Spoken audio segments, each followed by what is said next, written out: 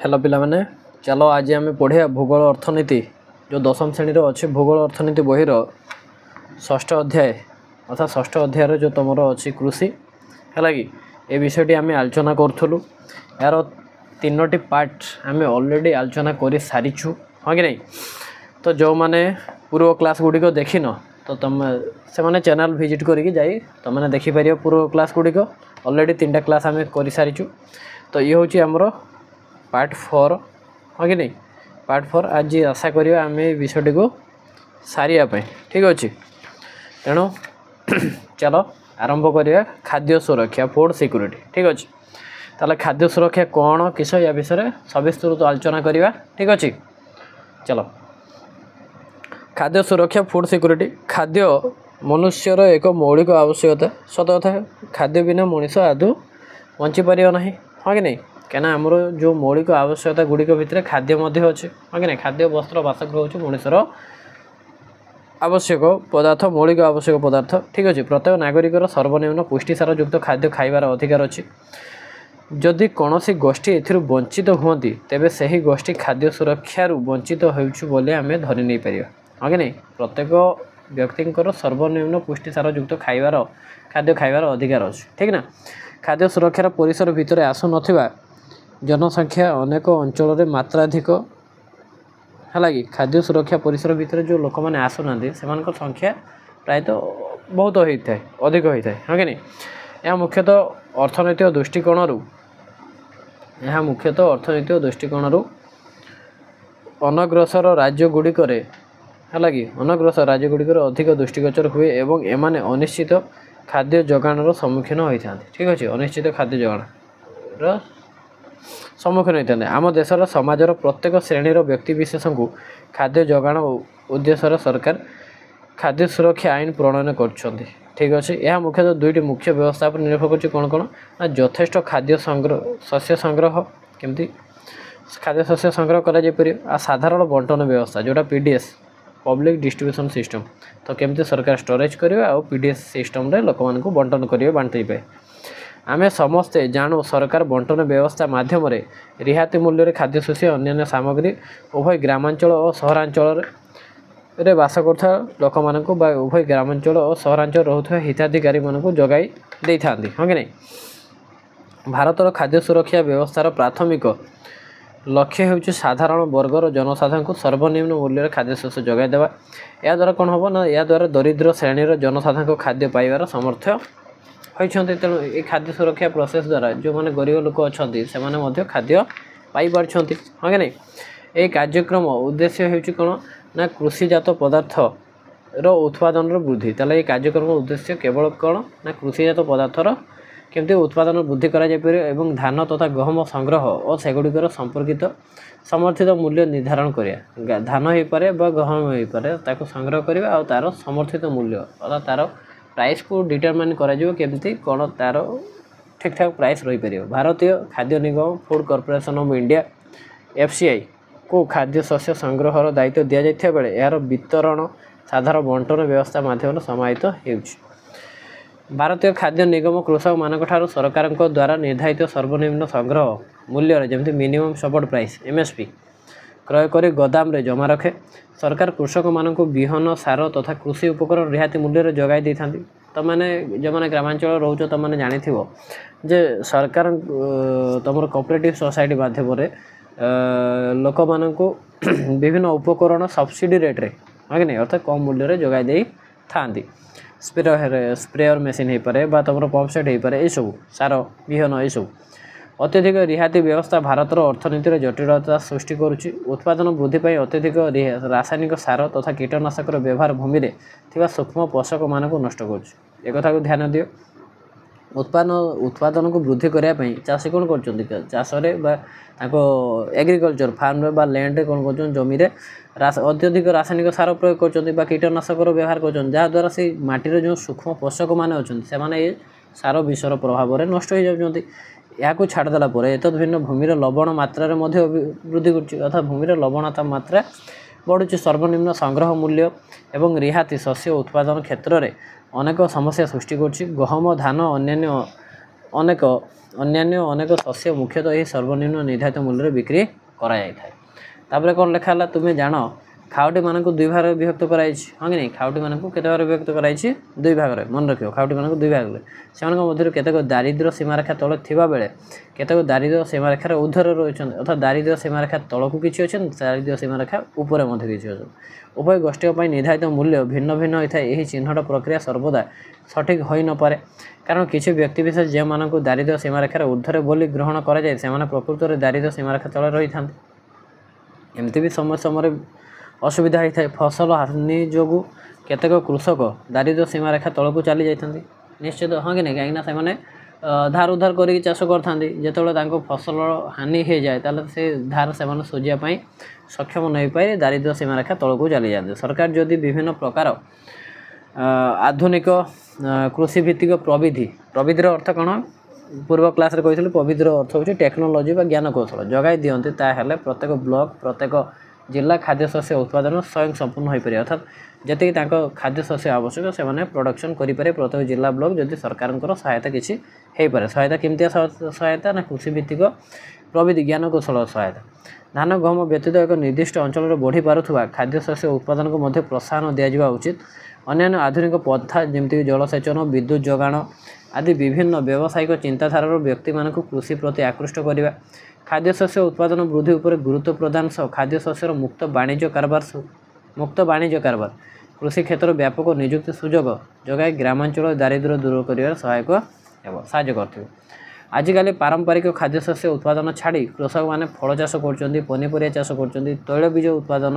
ଉତ୍ପାଦନ ଏବଂ ଶିଳ୍ପଭିତ୍ତିକ କୃଷି ଉପରେ ଗୁରୁତ୍ୱ ପ୍ରଦାନ କଲେଣି। ଏହା ହେବା ଦ୍ୱାରା ଖାଦ୍ୟଶସ୍ୟ ଡାଲି ଜାତୀୟ ଫସଲ ଉତ୍ପାଦନ ପାଇଁ ଉଦ୍ଦିଷ୍ଟ ଜମିର ପରିମାଣ କମିବାରେ ଲାଗିଛି। ଦେଶର ଅନିୟନ୍ତ୍ରିତ ଜନସଂଖ୍ୟା ବୃଦ୍ଧି ଖାଦ୍ୟଶସ୍ୟ ଉତ୍ପାଦନ ଦେଶର ଯେଉଁ ଜନସଂଖ୍ୟା ବୃଦ୍ଧି ହେଉଛି ସେଥିରେ କୌଣସି ନିୟନ୍ତ୍ରଣ ନାହିଁ। ଅନିୟନ୍ତ୍ରିତ ଜନସଂଖ୍ୟା ବୃଦ୍ଧି ଖାଦ୍ୟଶସ୍ୟ ଉତ୍ପାଦନ ହ୍ରାସ ଆଗାମୀ ଦିନର ଖାଦ୍ୟ ସୁରକ୍ଷା ପାଇଁ ବିପଦ ସୃଷ୍ଟି କରିବ ବୋଲି ଆଶଙ୍କା କରାଯାଉଛି। ଏଇଟା ନିଶ୍ଚିତ ଡେଫିନେଟ୍ କଥା, କାହିଁକିନା ଯଦି ଲୋକ ସଂଖ୍ୟା ବଢ଼ିବେ ସେଇ ହାରରେ ଯଦି ଖାଦ୍ୟଶସ୍ୟର ବା ଫୁଡ୍ ଗ୍ରେନ୍ର ପ୍ରଡକ୍ସନ୍ ଅଧିକ ମାତ୍ରାରେ ନ ହୁଏ ତାହେଲେ ସେଇ ଯେଉଁ ସମସ୍ୟା ଅର୍ଥାତ୍ ଜନସଂଖ୍ୟା ବୃଦ୍ଧି ଜନିତ ସମସ୍ୟା ଖାଦ୍ୟ ସୁରକ୍ଷାର ଗୋଟେ ବିରାଟ ବଡ଼ ପାଚେରୀ ସଦୃଶ ଛିଡ଼ା ହେବ, ଅର୍ଥାତ୍ ଖାଦ୍ୟ ସୁରକ୍ଷା ପାଇଁ ବିପଦ ସୃଷ୍ଟି କରିବ। ଦିନକୁ ଦିନ ଜମିର ଉତ୍ପାଦିକା ଶକ୍ତି ଅର୍ଥାତ୍ ଜମିର ଯେଉଁ ପ୍ରଡକ୍ଟିଭ୍ କେପାସିଟି ବୁଝିଗଲା କମିବାରେ ଲାଗିଛି। ଜମିର ଅତ୍ୟଧିକ ସାର, କୀଟନାଶକ, ପୀଡ଼କନାଶକ ବ୍ୟବହାର ଯୋଗୁଁ ପ୍ରଥମେ ଉତ୍ପାଦନର ବୃଦ୍ଧି ହେଉଛି, କାହିଁକିନା ଫାଷ୍ଟ ପର୍ଯ୍ୟାୟର ପ୍ରଡକ୍ସନ୍ ବଢ଼ୁଛି, କିନ୍ତୁ ପରବର୍ତ୍ତୀ କାଳରେ ମୂର୍ତ୍ତିକାର ଯେଉଁ ମାନଟା ଅର୍ଥାତ୍ ମୂର୍ତ୍ତିକାର ଯେଉଁ ପ୍ରଡକ୍ଟିଭିଟି ମାନଟା ସେଇଟା କ୍ଷୟ ହେବାରେ ଲାଗୁଛି। ଅର୍ଥାତ୍ କ୍ଷୟ ହେବାର କାରଣ ଏହି ଅତ୍ୟଧିକ ସାର, କୀଟନାଶକ, ପୀଡ଼ନାଶକର ବ୍ୟବହାର। ସାମୟିକ ଭାବେ ଜଳାଭାବ ଜଳଯୁକ୍ତ ଅଭାବ ଜଳସେଚିତ ଅଞ୍ଚଳକୁ ମଧ୍ୟ ସବୁକିଛି, କାହିଁକିନା ସବୁ ସ୍ଥାନରେ ଯେଉଁ ତମର କେନାଲର ସୁବିଧା ସୁଯୋଗ ଯୋଗାଇ ଦିଆଯାଇ ପାରୁନାହିଁ କିମ୍ବା ଉଠା ଜଳସେଚନ ସୁବିଧା ସୁଯୋଗ ଯୋଗାଇ ଦିଆଯାଇ ପାରୁନାହିଁ। ତେଣୁ ସେସବୁ ଜାଗାରେ ଜଳ ଅଭାବ ବା ଜଳସେଚିତ ଅଞ୍ଚଳ ଜଳ ଅଭାବଟା କୃଷି କାର୍ଯ୍ୟକୁ ଅନେକାଂଶରେ ପ୍ରଭାବିତ କରିଥାଏ। ଜଳସେଚନ, ଦୁର୍ବଳ ପରିଚାଳନା, ମୂର୍ତ୍ତିକାର ଲବଣତା ଜଳ ଜମା ହେବାରେ ସାହାଯ୍ୟ କରୁଛି। ଭୂମିର ଉତ୍ପାଦନ ହ୍ରାସର ଅନେକ କାରଣ ହେଉଛି କ'ଣ ନା ଭୂତଳ ଜଳର ମାତ୍ରାଧିକ ବ୍ୟବହାର। ହଁ କି ନାହିଁ, ଭୂତଳ ଜଳ ଆଜିକା ଦୁନିଆରେ ତୁମେ ଦେଖ ଯେଉଁଠି ପ୍ରଡକ୍ସନ୍ ବା ଏଗ୍ରିକଲଚର ଡେଭଲପ୍ ହେଉଛି ତ ସେ ଜାଗାରେ ଭୂତଳ ଜଳକୁ ବହୁତ ଅଧିକ ପରିମାଣରେ ବା ଅଧିକ ମାତ୍ରାରେ ବ୍ୟବହାର କରାଯାଉଛି। ଠିକ୍ ଅଛି, ଭୂତଳ ଜଳର ମାତ୍ରାଧିକ ବ୍ୟବହାର ଉଦାହରଣ ସ୍ୱରୂପ ନିମ୍ନ ବୃଷ୍ଟିପାତ ଅଞ୍ଚଳ ପଞ୍ଜାବରେ ଧାନ ଚାଷ ପାଇଁ ଭୂତଳ ଜଳର ସମ୍ପୂର୍ଣ୍ଣ ବିନିଯୋଗ କରାଯାଉଛି। ସେମିତି ମହାରାଷ୍ଟ୍ରରେ ଆଖୁ ଚାଷ ପାଇଁ ଭୂତଳ ଜଳ ଅଧିକ ମାତ୍ରାରେ ବ୍ୟବହାର ହେଉଛି। ହଁ କି ନାହିଁ, ଠିକ୍ ନା ଭୁଲ? ନିଶ୍ଚିତ ଠିକ୍, ହଁ କି ନାହିଁ। ତାପରେ ଆସିଲା କ'ଣ ନା ତୁମର ଆଖୁ ଚାଷ, ହଁ କି ନାହିଁ, ଜଳସେଚନ ଦୁର୍ବଳ ମୂର୍ତ୍ତିକା କ'ଣ ଆସିଲେ ଦେଖ ତୁମର ଭୂମିର ଉତ୍ପାଦନ ହ୍ରାସର ଅନେକ କାରଣ ହେଉଛି ଭୂତଳ ଜଳ ମାତ୍ରାଧିକ ବ୍ୟବହାର। ଉଦାହରଣ ସ୍ୱରୂପ ନିମ୍ନ ବୃଷ୍ଟିପାତ ଅଞ୍ଚଳ ଯେମିତି ପଞ୍ଜାବରେ ଧାନ ଚାଷ ପାଇଁ ଭୂତଳ ଜଳର ସମ୍ପୂର୍ଣ୍ଣ ବିନିଯୋଗ କରାଯାଉଛି, ଅର୍ଥାତ୍ ଧାନ ଚାଷରେ ଭୂତଳ ଜଳକୁ ଅଧିକ ମାତ୍ରାରେ ବ୍ୟବହାର କରାଯାଉଛି। ମହାରାଷ୍ଟ୍ରରେ ଆଖୁ ଚାଷ ପାଇଁ ଭୂତଳ ଜଳ ଅଧିକ ମାତ୍ରାରେ ବ୍ୟବହୃତ ହେଉଛି। କ୍ରମାଗତ ଭାବେ ଭୂତଳ ଜଳର ବ୍ୟବହାର ଯୋଗୁଁ କୂଅ, ନଳକୂପ ଏସବୁ ଦିନକୁ ଦିନ କ'ଣ ଶୁଷ୍କ ହେବାରେ ଲାଗିଛି। ଏହାଦ୍ୱାରା କ୍ଷୁଦ୍ର ଆଉ ନାମମାତ୍ର ସେମାନଙ୍କ କୃଷିକାର୍ଯ୍ୟ ଛାଡ଼ି ସାରିଲେଣି। ତ ଏଇଟା ଗୋଟେ ବହୁତ ବଡ଼ ସମସ୍ୟା ବୋଲି ଆମେ କହିପାରିବା। ଧନିକ ଶ୍ରେଣୀର କୃଷକମାନେ ଅଧିକ ଅର୍ଥ ଖର୍ଚ୍ଚ କରି ନଳକୂପ ଖନନ କରି କୃଷିକାର୍ଯ୍ୟ କରିପାରୁଛନ୍ତି। ଶସ୍ୟ ସଂଗ୍ରହ ପାଇଁ ସ୍ଥାନ ଭାବ ତାପରେ ଇଏ ଆସିଲା ଗୋଟେ ମେଜର प्रोब्लेम कौटा शस्य को संग्रह करवा हाँ कि नहीं कहीं शस्य उत्पादन कले खाली होजनी शस्य संग्रह कर उपयुक्त पंथा रही दरकार शस्य संग्रह पर स्थानर अभाव बजार अभाव कृषक मान कृषि कार्य दूरे रखापी दूरे रही सहायक हो चाषी मैंने अनिश्चित उत्पादन अर्थात उत्पादन अनिश्चितता बा अनिश्चित बजार व्यवस्था द्वारा प्रभावित होती द्वारा अधिक अमलक्षम विहन कृषक मानक अधिक अर्थ विनियोग करने पड़ू रासायनिक सार अधिक दर में क्रय कर उत्पादित द्रव्य को उच्च दर में किणापी समर्थ हो पार ना हाँ कि नहीं रासायनिक द्रव्य से अधिक द्रव्य रासायनिक सार अधिक द्रव्य माने अधिक दर में किणुच्च मात्र उत्पादित सामग्री को अधिक दर में उच्च दर में विक्रय कर ना एणु यह स्पष्ट जे क्षुद्र चाषी सुरक्षा बिना खाद्य सुरक्षा आदि संभव हो पार ना ठीक अच्छे आशा कर तुमको कथाटी भल माने बुझा पड़ो अर्थात ये जो खाद्य सुरक्षा कौन आराम से जापर खाद्य सुरक्षा हाँ कि नहीं खाद्य सुरक्षा कले कौन बुझाला जी आमर लोक संख्या अच्छा जमी सर्वनिम्न खाद्य जी मैंने पुष्टिसार युक्त खाद्य मिल जावा खाद्य सुरक्षा बोली कहुच्छी आजिका दिन में कौन हो लोक संख्या वृद्धि होची जमीर उत्पादिका शक्ति कमुची जमीर जो माटीर मान कमुची जो संग्रह करने पद्धति कमुची माने संग्रह कर जो शस्य को साइती रखापी कौन से निर्दिष्ट संग्रहालय माने कौन से स्टोरेज सिस्टम ना सेमती तुम आउ कौन कहुपर ना सार विपुल व्यवहार हाँ कि नहीं ये सब बजार सठिक माने बजार ठीक ठाक ना ये सब तुम खाद्य सुरक्षा आगामी दिन गोटे विपद भाव ठिया हो पारे तापर कौन आसला देख कृषि उपर जगतीकरण प्रभाव तो मैंने जगतीकरण कथा पढ़ी तुम अर्थनीति रे जगतीकरण घरोईकरण हाँ कि नहीं तुम थाए ना एलपीजी लिबरालाइजेशन प्राइवेटाइजेशन और ग्लोबलाइजेशन ठीक अच्छे एलपीजी कथा तुमने हिस्ट्री बुक कि हिस्ट्री तुम कि अर्थनीति कनसेप्ट पढ़ी ठीक अच्छे तो कृषि उपर जगतीकरण तो कृषि उपर जो जगतीकरण ग्लोबलाइजेशन कौन प्रभाव पड़ता देखिए impact of globalisation on agriculture जगतीकरण शब्दर व्यवहार बहु पूर्वर प्रचलित ताने जगतीकरण शब्दटा बहुत आगर व्यवहार कर उपनिवेशवादर प्रभाव उपनिवेशवाद जना पड़े उपनिवेश इंग्रेज मैंने जो आसी भारत में उपनिवेश बसई हाँ कि नहीं उपनिवेशवादर अधिक थिबा समय जगतीकरण शब्द आदृत हो सारी ऊनविंश शताब्दी में यूरोपीय बणिक गोष्ठी भारत में वाणिज्य कारबार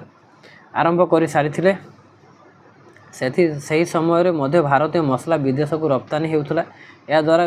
दक्षिण भारतर कृषक मैंने अधिक लाभवान होते उक्त द्रव्य गुड़िकर अधिक परिमाण उत्पादन पर उत्साहित होते बर्तमान मध्य भारतर मुख्य रप्तानी द्रव्य मध्य मसला गुरुत्वपूर्ण स्थान अधिकार कर तो बर्तमान कौन हो भारतर मुख्य रप्तानी द्रव्य जहाँ रप्तानी अर्थात तुम रप्तानी आमदानी बुझी आमदानी माने आमदानी आमदानी अर्थ हो कौन ना आम देश कौ द्रव्य बाहर देश किणुची ताकू आमदानी बोली कहुच्छे रप्तानी हूँ आम पाखे थी बड़का द्रव्य आम बाहर देश को पठाऊे हाँ कि नहीं तो ताकू रप्तानी अर्थात पठेवा द्वारा बाहर को रप्तानी करने द्वारा आमको वैदेशिक मुद्रा बा फरेन करेन्सी लाभ होता है प्राप्त होता है मात्र आमदानी द्वारा आमर फरेन करेन्सी कौन लॉस होता है फरेन करेन्सी डेफिशिएंसी देखा देता है 1990 मसीह जगतीकरण प्रक्रिया द्वारा भारतीय कृषक मैंने नूतन समस्यार सम्मुखीन होती हाँ कि नहीं 1990 जगतीकरण होता हाँ कि नहीं तुम जानते